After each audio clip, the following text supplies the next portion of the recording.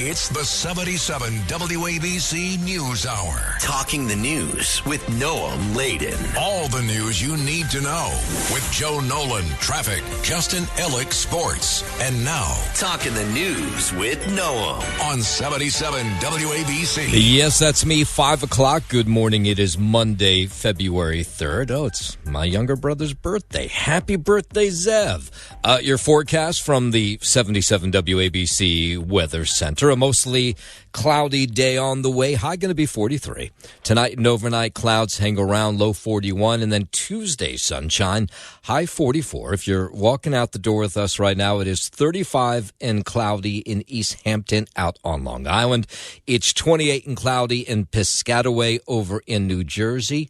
And it's 32, and they're saying broken clouds outside our Midtown studios. Now, if you're just waking up and you haven't looked out the window, especially in New Jersey and some of the northern suburbs, there's snow on the ground. You wouldn't know it here in Manhattan, but like 2.5 miles away in Jersey City, we got like 2 inches of snow. Here in the city, there's nothing. In fact, when I drove into my garage this morning, the garage attendant looked at me and he said, "Are you coming from upstate?" And I'm like, "No, I'm just across the river." And he's like, "Wow, there's a lot of snow in your car." I mean, I'd gotten a lot of it off. But anyway, so you want to give yourself a little extra time just to clear off that car this morning. And as you make your way in, I know a lot of you trying to beat this congestion pricing toll. If you're listening to me at this hour, trying to get into the city, if you're somebody who works in Midtown, before it goes from $2.25 to $9. Of course, that's a big savings if you're able to get over the 60th Street line or downtown or wherever you're coming from below 60th Street. And so the talk continues, of course, to be, is congestion pricing going to go away? And Governor Hochul not officially telling us over the weekend, but we had heard these rumors that she had been talking with President Trump, that President Trump had called her to talk about congestion pricing. He had said on the campaign trail he would do something to maybe get rid of congestion pricing. Apparently, they've had now 3 conversations, and maybe there's going to be a 4th. Neither side is really talking about it. Governor Hochul staying mum after these multiple conversations she's had with the president about the toll plan. I'm not betting on anything. I'm just saying that he and people around him have said they're not supportive of this. Now, Hochul, of course, will tell you that Manhattan streets have seen lighter traffic since congestion pricing went into effect about a month ago, and that's been my experience. However, President Trump is considering putting an end to the $9 charge. Now, maybe the two are in some sort of negotiation to lower the price. We don't know. Meanwhile, the Riders Alliance, which represents subway riders, say any halt to the plan would trigger a legal battle from their part because they know the revenue from the tolling plan is supposed to go towards MTA upgrades. Governor Hochul says commuters, including those in the suburbs, she claims have seen a positive impact from congestion pricing. Gentleman from Rockland who said, "I now get up at 5:30 in the morning instead of 4:30 in the morning." That is a game changer for you people. Yeah, well, that's maybe he's willing to pay that $9 toll. MTA Chair Jano Lieber says commitments by the federal government, states, and localities can't just be reversed on a dime. Because we had, a change of administration, that upsets the whole apple cart of federal-state relations. All right. So I think the most interesting part about this is that the president had said that he wanted to get rid of congestion pricing, but that he's reached out to the governor to come maybe up with some sort of compromise. So we may hear something this week. Again, neither side confirming those conversations took place, but we have word that those conversations have taken place. Do you care about this whole groundhog stuff that took place yesterday? Puxat County Phil has his weather forecast in. So I'm headed back down. There's a shadow up here. Get ready for 6 more weeks of winter this year. Yeah, so a record-setting crowd, 50,000 people. Including Pennsylvania Governor Josh Shapiro celebrating Groundhog Day in Gobbler's Knob in Puxatawney, Pennsylvania for this annual tradition. This was about 7:30 yesterday. I guess because it was a weekend day, people took off and decided not to take off, but had off, so they were able to go to this celebration. Of course, Groundhog Day dates back to 1886, and legend has it that Punxsutawney Phil has never been wrong. But the truth is, Punxsutawney Phil is wrong a lot of the time. And the guy that is right, I know this is all sort of nonsense, but New York City's groundhog Chuck, who's Staten Island Chuck, he's from the Staten Island Zoo. Apparently, he's been historically more accurate in predicting whether we'll get an early spring. And yesterday, Punxsutawney Phil said we were going to have to wait 6 more weeks, but Staten Island Chuck said we're going to get early spring. And it's been confirmed this year by NOAA. And you can't go higher up the pole. So when he's talking about this, he says NOAA, of course, the it's the weather predicting organization within the government, is siding with Staten Island Chuck. Already saying that Staten Island Chuck is the number one most accurate groundhog in the nation. Yeah, so Staten Island Chuck, according to the Staten Island Zoo, is 85% correct. And amid all this, there's always going to be somebody who's upset about the groundhogs predicting the weather. There's a whole bunch of them across the country. It's not just these two in Punxsutawney and in Staten Island. And the people who are upset about it are PETA. PETA is calling for Punxsutawney Phil's freedom, and they don't like this annual tradition. The animal activist organization is asking the Punxsutawney Phil Groundhog Club to relieve him. Okay, let's try this again. All right. Oh, here we go. Is asking the Punxsutawney Phil Groundhog Club to relieve him from his Groundhog Day duties. PETA is offering a vegan cake to reveal the weather instead. The dessert will work like a gender reveal cake, according to Groundhog Club President Tom Dunkel. Cake. It will either be blue on the inside, meaning an extra 6 weeks of winter, or pink for an early start to spring. I'm Brian Shook. Oh, that was totally worth replaying to get it to work right. A reveal cake. I mean, I kind of like that. I don't know. But, we got to stay with tradition. All right. Coming up on 5:07, a first check of traffic and transit on this early Monday morning. What do you think about a reveal cake, Joe Nolan? Dumb. Come on. Stop. It's a groundhog. Plus, that groundhog is probably living the best life it could ever possibly live. That is true. I mean, as opposed to being out in the wild, Except for when Mayor Bill de Blasio holds him. And was it him or Bloomberg that dropped him? One of the two dropped him. Who was it? I think it was Bloomberg that dropped him and then he died. Or no, was it de Blasio? It was de Blasio. Oh, it was de Blasio that dropped him. Yeah. Poor thing. But it was, so now I have a question of which, before de Blasio killed him, who was the, how accurate is this new groundhog? Oh, you bring up an excellent point. And actually, it was Bloomberg who was bitten by Staten Island Chuck. I knew there was some others in it. Our old friend was Bill Evans was bitten by Staten Island Chuck. Oh, you're kidding? Once live on TV. Yeah, he was holding him and he almost took his finger off. Did he have to get rabies shots or anything? I don't know. I don't remember. WABC News Time 5:08. Let's go to Philadelphia, where there was a plane accident over the weekend. Got a whole lot more details of what took place.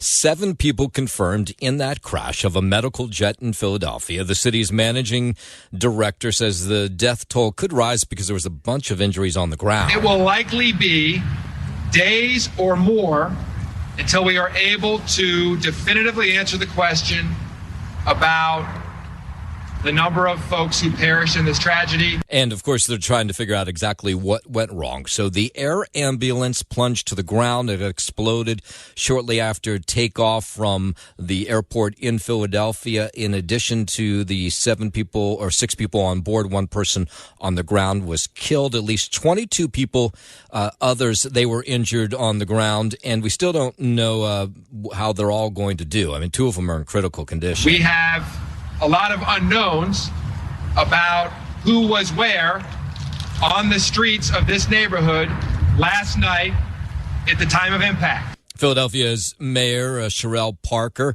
giving an update yesterday. But I want to be clear that we will find a cause for this tragedy. And it's now a dozen people that are being treated for injuries in the hospital still. Thus far, our count is that there are 19 injured victims. But again, this is not etched in stone. The investigation is ongoing. Of course, the just totally heartbreaking, not that it's heartbreaking enough that people die in a plane crash, but of the 6 people on board the medical transport jet, one was a child who had just completed treatment at Shriners Children's Philadelphia Hospital. One was her mother, and 4 were crew members. A hospital spokesperson says that girl had spent 4 months there receiving life-saving treatment for a condition not easily treated in her home of Mexico. Shriners said they could not give details about the girl or her family because of patient privacy rules, but she was on her way home after getting this life-saving treatment from Shriners Hospital. So it makes us all even more upsetting. Federal investigators are still looking for the cockpit voice recorder. 7 people are dead and 19 are injured after the medical transport jet plummeted to the ground shortly after takeoff Friday night. The head of the National Transportation Safety Board says it was a high-impact crash and the plane is, quote, highly fragmented, and that the explosion from the crash sent debris flying down the block. NTSB Chief Jennifer Homendy said Saturday that the cockpit voice recorder, which will help investigators to find the cause of the crash, may be fragmented. I'm Jim Forbes. And, of course, this all happening after the crash in D.C. between the helicopter and the American Airlines flight. Federal officials say they're analyzing the black boxes that were recovered from that midair collision last week. At 8:47:58, the crew had a verbal reaction, and FDR data showed the airplane beginning to increase its pitch. Sounds of impact were audible. That's Bryce Banning. He's with the National Transportation Safety Board, says they're working to transcribe the entirety of the data to get a clearer picture of the crash, try to figure out what exactly took place. The NTSB revealing that there were 5 air traffic controllers in the tower at the time of the crash. So far, more than 40 of the 67 victims have been recovered from the Potomac. Those crews will be back out there again today. Know this, we will find out what happened in both of those accidents. We will make recommendations, and we will attempt to never have to deal with those type of accidents again. And it was interesting to hear the NTSB saying they said that the tower, the control tower, was well-staffed. Those were their words at the time of the crash last Wednesday. At the time of the accident, there were 5 controllers in the air traffic control tower cab at DCA. So that goes against what the Transportation Secretary was saying over the weekend. Sean Duffy calling for changes in air traffic control following the pair of aviation disasters, the one in Washington, the one in Philly. Duffy says the country's air traffic control practices need to change in order to ensure the safety of people who are flying. Our air traffic control system, it's antiquated. A lot of the systems we use date back to World War II. We can truly impact the efficiency and safety of the airspace if we upgrade the system. The schools, the academies were shut down for a period of time, but once the schools opened up, they were running at half capacity. And when we had graduates, they couldn't get into the towers to train. Yeah, so he went on to say we won't know, of course, the full story until the NTSB finishes their investigations. 5:13, a man says it was a drone, it was his drone, that crashed into a firefighting aircraft over the Palisades fire in California earlier this month. Acting U.S. Attorney Joseph McNally says this particular drone pilot was not the only one who launched drones around the fire. Contrary to law and basic common sense, some individuals were recklessly operating drones around the firefighting relief efforts. And that pilot has agreed to plead guilty to a federal charge, serve up to a year in prison. He's also agreed to pay $65,000 in restitution to the shop that repaired the aircraft. Now, if you remember the story, his drone ran into an aircraft that was fighting the fires. The U.S. Attorney, Joseph McNally, says the drone damaged a super scooper that, drops water on the flames. One of the most important firefighting aircrafts in the firefighting arsenal. As part of his plea agreement, Mr. Ackerman had admitted that he acted recklessly, and his conduct posed an imminent threat to firefighting crews. If you fly a drone around wildfires and you do so recklessly, law enforcement is going to find you, and we're going to hold you accountable. Yeah, in this guy's case, a year in prison and a $65,000 fine.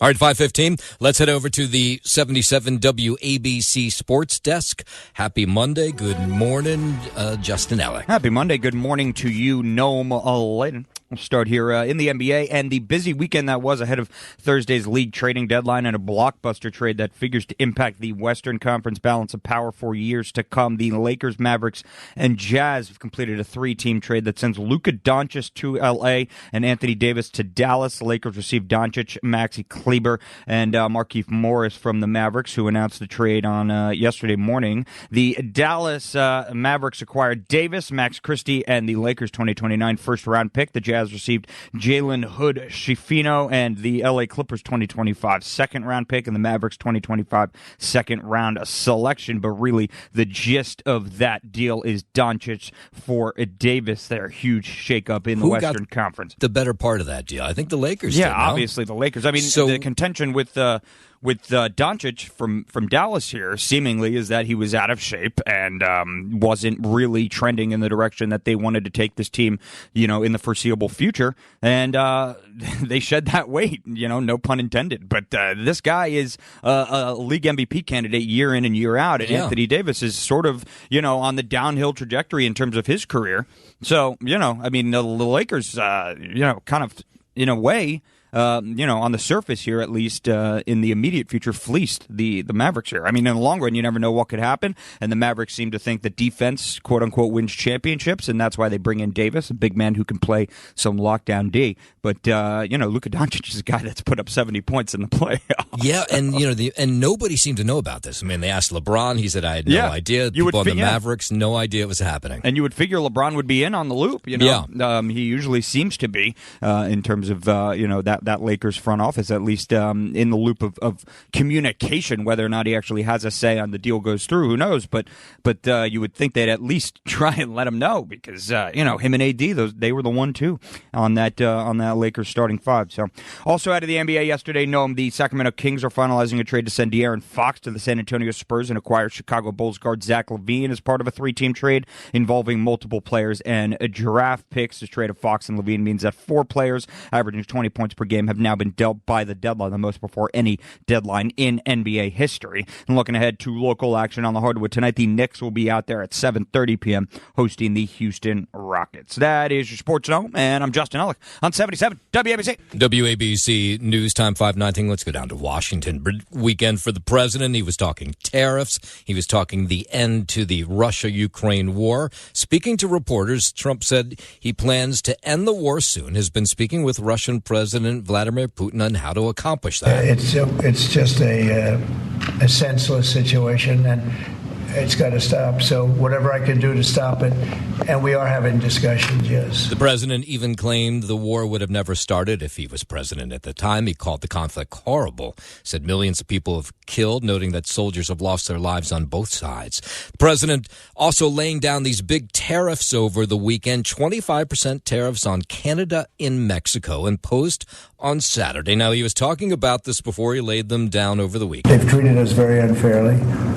And I say, why should we be subsidizing Canada? Trump said with Mexico, it's a $250 billion deficit. He blames them for sending illegal immigrants over the southern border, says he'll impose a 10% good on tariffs from China. Here he was on Mexico. We have a $250 billion deficit, and we have a lot of people coming into the border, and now we've largely stopped that. Eventually, we're going to put tariffs on chips. We're going to put tariffs on oil and gas. That'll happen fairly soon. I think around the 18th of February.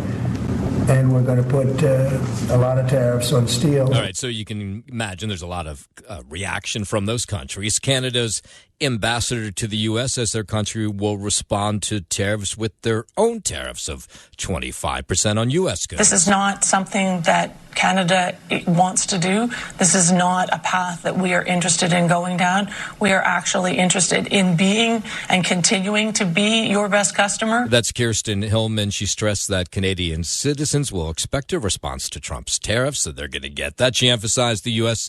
and Canada are allies and shouldn't be involved in this kind of stuff. We will be implementing 25% tariffs on U.S. products. We will go up to $100 billion U.S. dollars worth of products. Canadians are perplexed, I think disappointed. We view ourselves as your neighbor, your closest friend, your ally.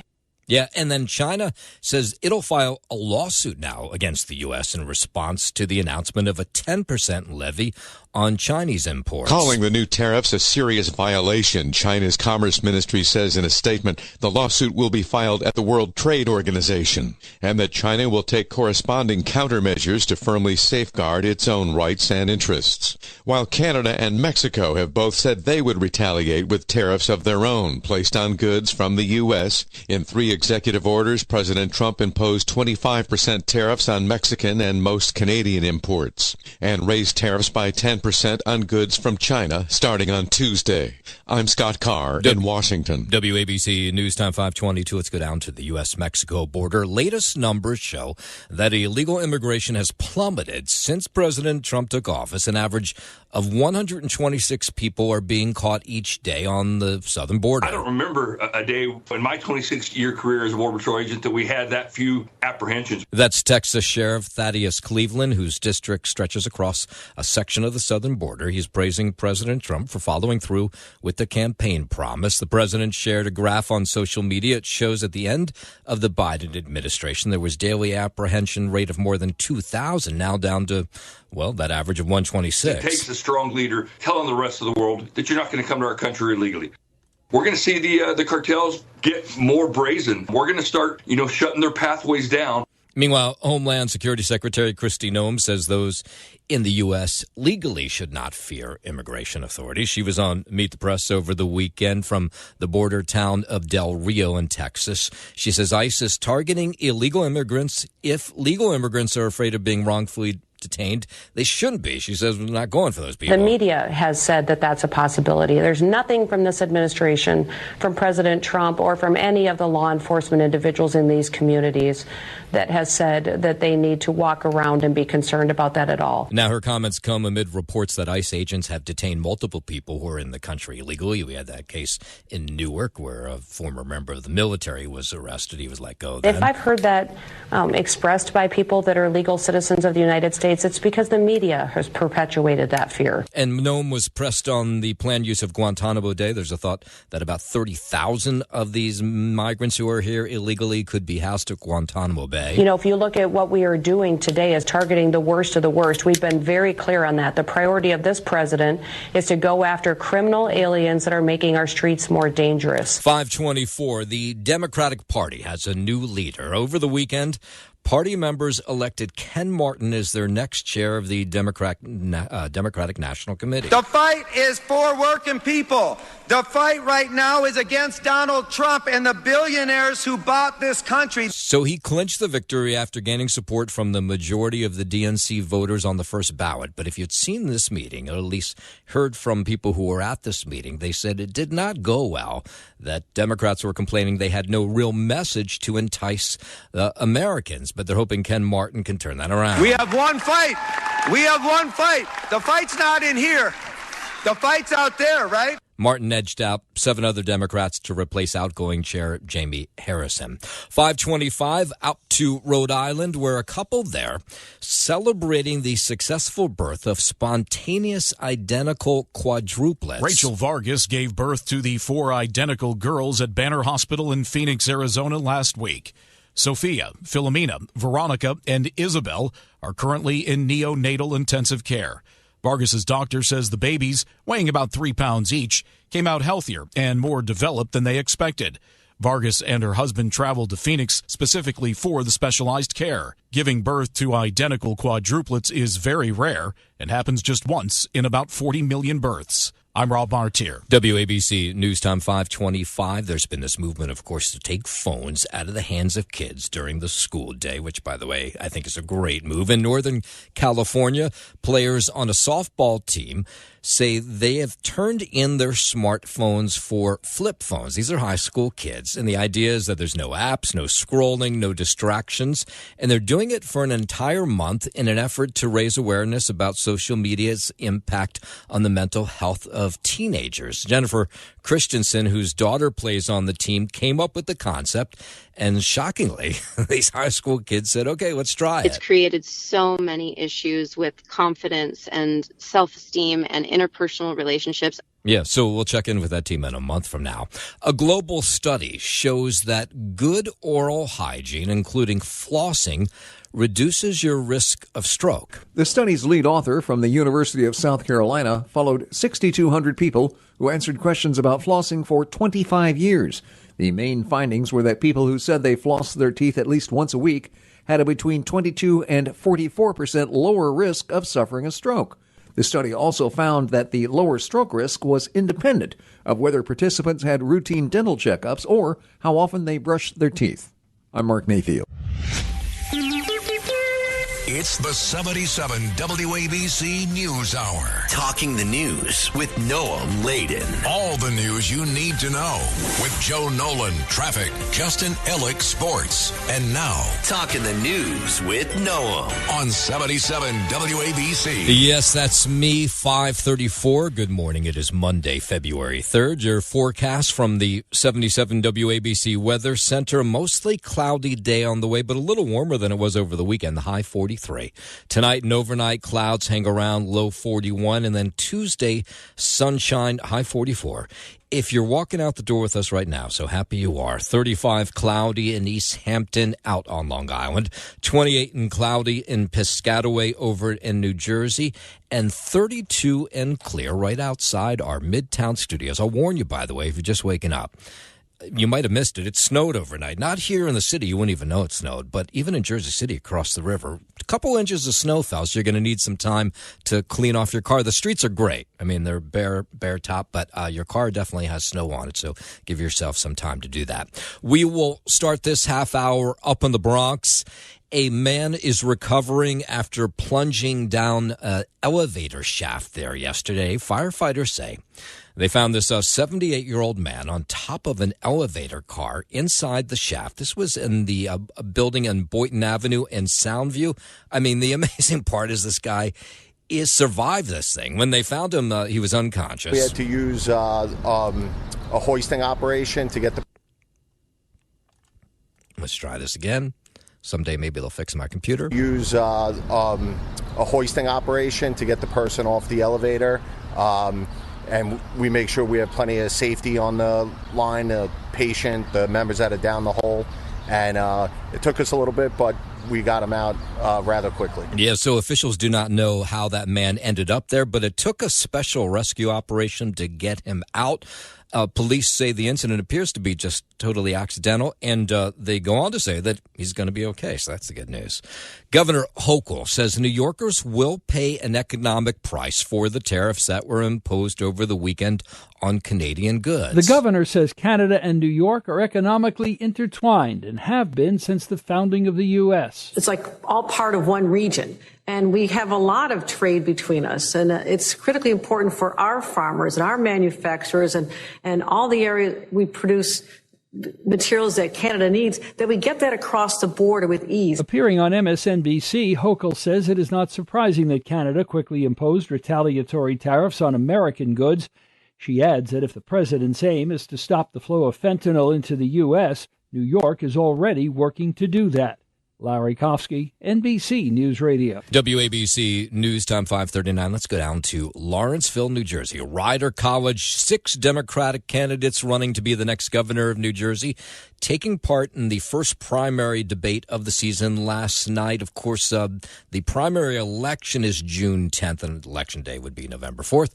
New Jersey is one of just 2 states electing a new governor this year.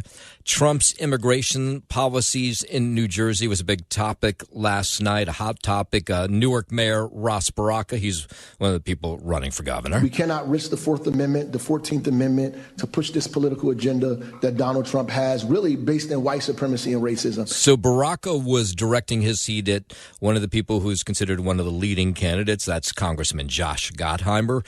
He's the only Democrat in Congress that voted for the Laken-Riley Act that was signed by the president, which requires immigration officials to detain undocumented migrants charged with murder and other crimes. And he says, while you're giving me heat for signing that thing, I did the right thing by signing it. If you're a murderer, a criminal, a rapist, if you're breaking into people's homes in the middle of the night with a gun while the kids are sleeping, and you're undocumented, you shouldn't be here. One of the other big topics of the night was fixing transportation in New Jersey, like that ticket machine that Jill Nolan's been talking about. Gottheimer says he has a plan to kill congestion pricing.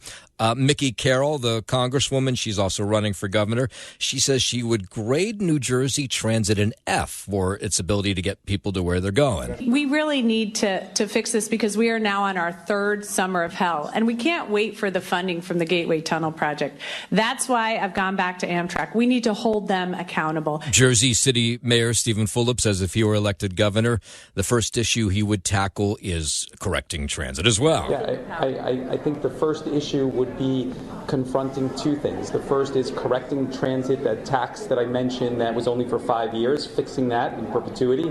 And the second one would be readjusting the tax brackets of millionaires. I should point out that that was after the debate he was asked that question. The candidates offered ideas on how to make New Jersey more affordable. Sean Spiller, he's one of the ones that's really sort of unknown, but if you live in New Jersey, you've probably gotten a ton of mailers from him. He definitely has money behind his campaign.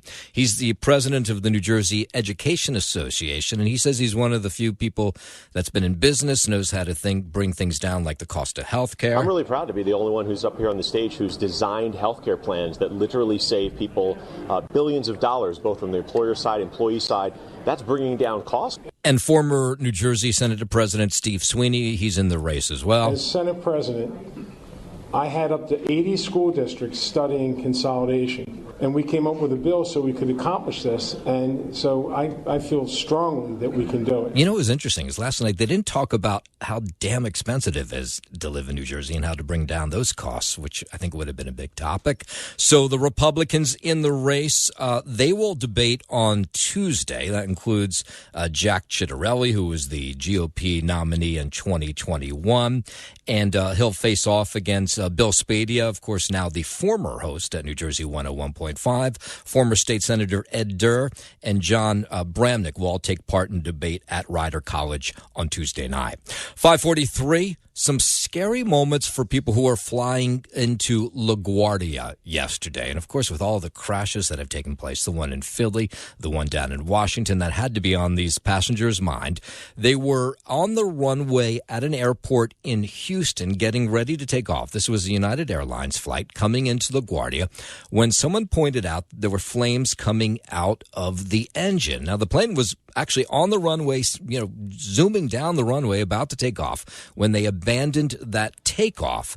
A lot of flyers, of course, were already nervous getting on a flight after the two crashes, and they say this just panicked them more. My kids, my family. I just came back from Guyana visiting my mom. What really got me was when we were speeding towards, getting on the air, the sudden stop. Before the plane took off, I was listening to gospel music, and I was praying, just take us there safely. It was very scary. So the plane had to abort its takeoff. This was at George Bush International Airport about 8:30 yesterday morning. I thought I was going to die, so I'm just happy. Once they said, everyone evacuate the plane, and once I was outside, I was just hoping the jet wouldn't blow up in my face. Yeah, so it did not. The plane stopped on the runway. Everybody had to go down one of those chutes because they weren't sure what was going to happen with the engine. So about 104 passengers, 5 crew members, they were all safely evacuated. I was the last person to get on the plane. Oh, so I should point afterwards, then they put these people on another plane to come to LaGuardia. And, you might guess they were a little nervous about that. I was the last person to get on the plane. I was scared. Yeah, and if you are one of those people who's really nervous about flying now, I can understand why.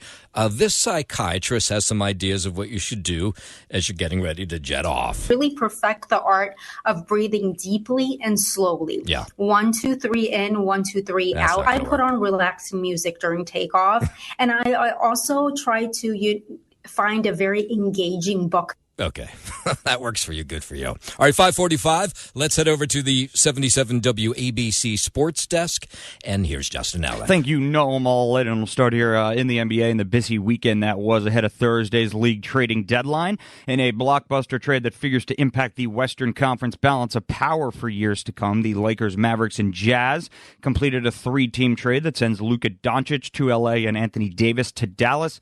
The Lakers received Doncic, Maxi Kleber, and Markieff Morris from the Mavericks, who announced a trade yesterday morning. Dallas acquired Davis, Max Christie, and the Lakers' 2029 first-round pick, and the Jazz received Jalen Hood-Schifino. The Clippers, 2025 second-round pick, and the Mavericks' 2025 second-round selection. But the big outlying news in that package there, obviously Doncic for Davis, big blockbuster trade there. Also out of the NBA yesterday, the Sacramento Kings are finalizing a trade to send De'Aaron Fox to the San Antonio Spurs and acquire Chicago Bulls guard Zach LaVine as part of a 3-team trade involving multiple players and a draft picks. Looking ahead to local action on the hardwood tonight, the Knicks will be out there at 7:30 p.m. hosting the Houston Rockets. To the NHL and the ice at the Garden, where defenseman Keandre Miller scored the go-ahead goal, and Jonathan Quick stopped 34 shots to get his 400th career win, and the Rangers beat the Vegas Golden Knights 4-2. Up next for the Rangers, they'll host the Boston Bruins come Wednesday.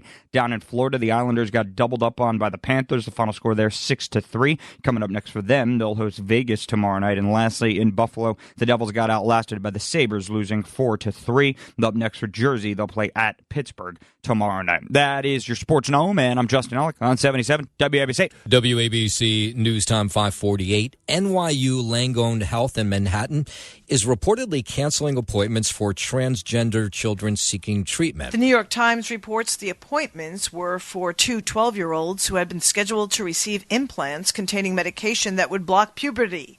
The parents of the children talked about the canceled appointments with other parents in the transgender community, but NYU Langone has not commented publicly.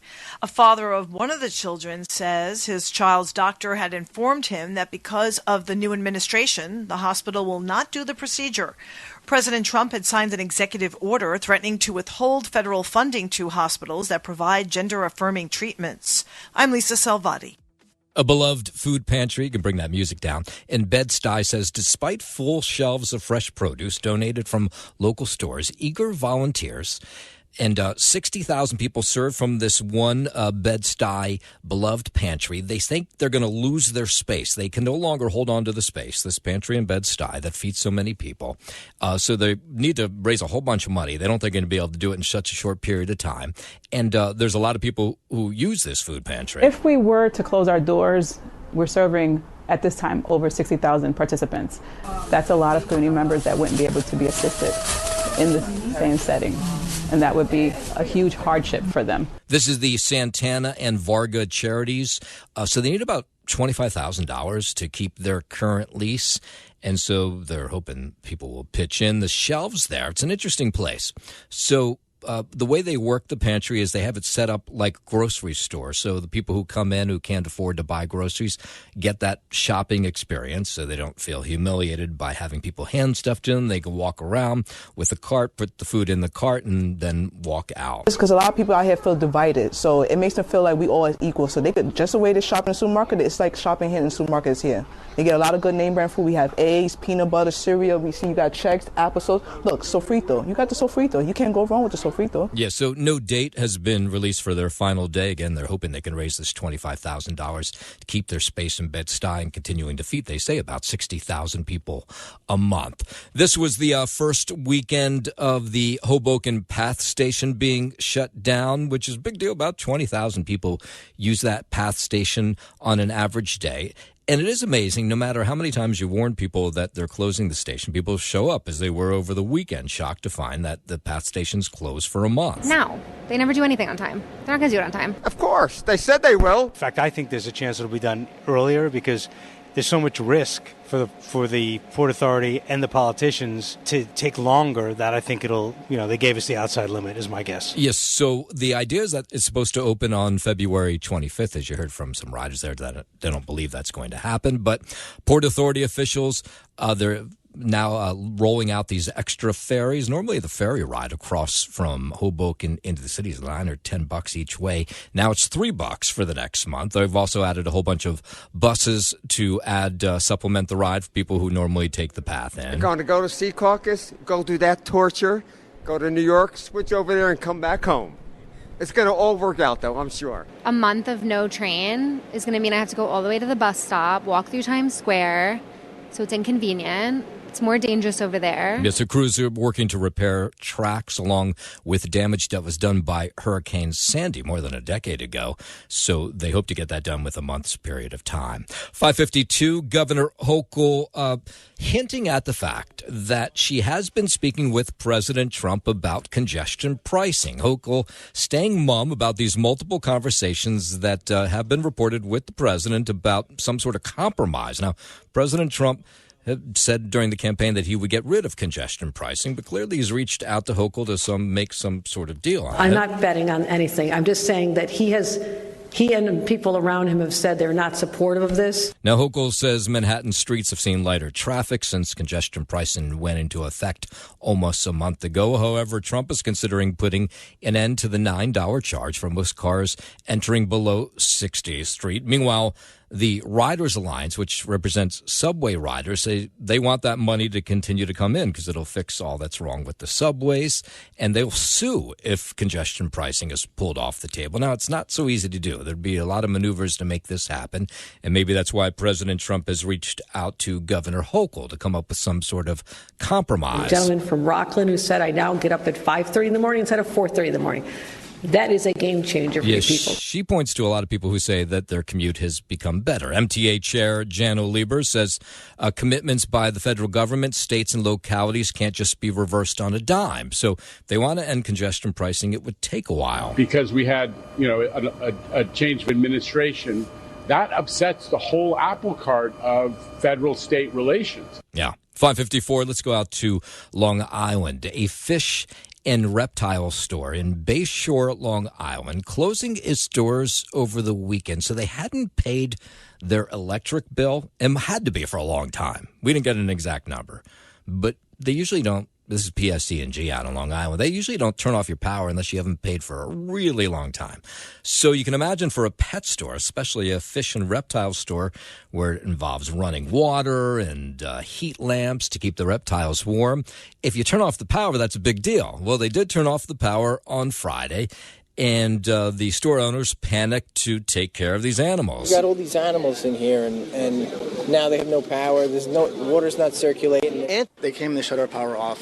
And this is a live pet store. All the animals require life supports. So that means tanks, filters, pumps, heaters. So that's the store's Anthony Lucchini. He admits that they've struggled to pay the electric bill for months, but he says they did pay a couple $1,000s recently, and they hoped that would stave off them having their electric shut off. But that wasn't the case. It was shut off. So they had to scramble on Friday to find generators to keep the fish alive long enough to be sold. So they put out a message on their Facebook page, other social media platforms saying, hey, you can get a really good deal on our fish that are still alive, and our reptiles are still alive if you show up at the store now. And lots of people did show up. That week alone, they got 3 payments for the account. They still came and shut us off on Friday.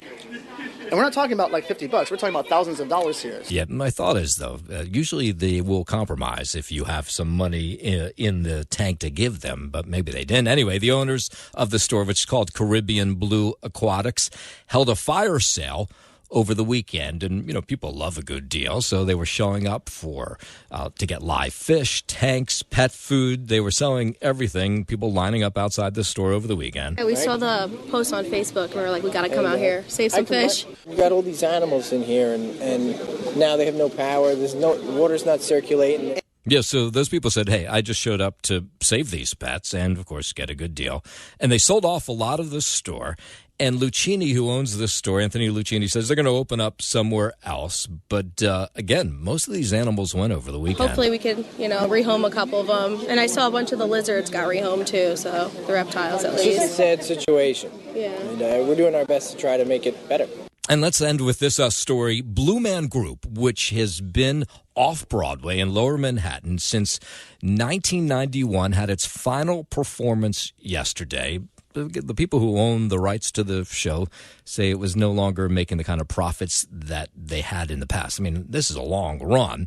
Burren Seed, he was one of the people who performed in the show. The roots of this show, the heart of the character and show, it all stems from New York. When I'm on stage and I see you in the house, I'm really wanting to connect with you. And I think that impact, like people are impacted by that. Yes, Seed, who actually studied biology in college, just decided on a limb to audition for the show, and he got the part, and so he ended up doing that instead of going into the biology world. It's uncomfortable, the makeup and the ball cap, it was all overwhelming, but it was so much fun to be in the room with the directors. And they do a really wonderful job of setting a place where you can play. Yeah, but yesterday was their final performance. Everyone has an immediate connection to this place. They feel vulnerable enough to sort of let parts of themselves out that they maybe wouldn't do elsewhere. Yeah, Blue Man Group receiving a standing ovation from hundreds of teary-eyed fans, actually, during their final performance in that downtown theater yesterday.